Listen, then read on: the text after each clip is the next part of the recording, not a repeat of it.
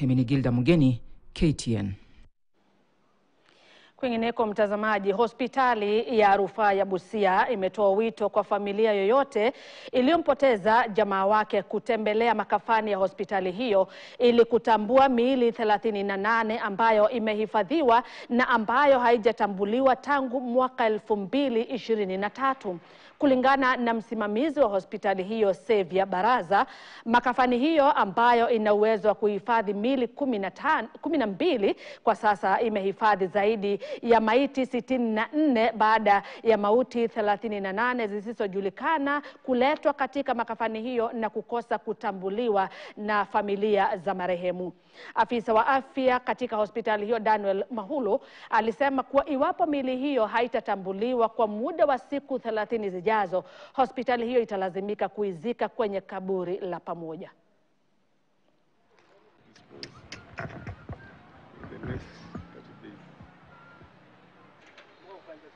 Kuwajulisha kuhusu nia yetu ya kudispose miili in total 38 wenye wamekaa hapa. Hawa ni watu wengi walikuja kupitia accidents na watu hao hawajakuja kufuatilia.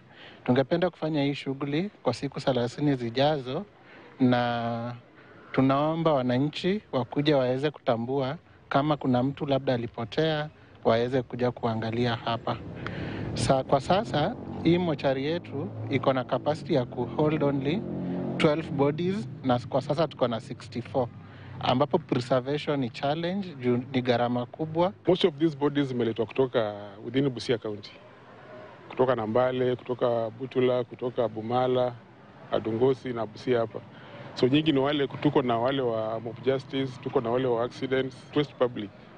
Kama kuna mtu ambaye alipotea the past 2-3 years, ujima alienda, tunawakaribisha mkuje muangalie kwa mochari yetu.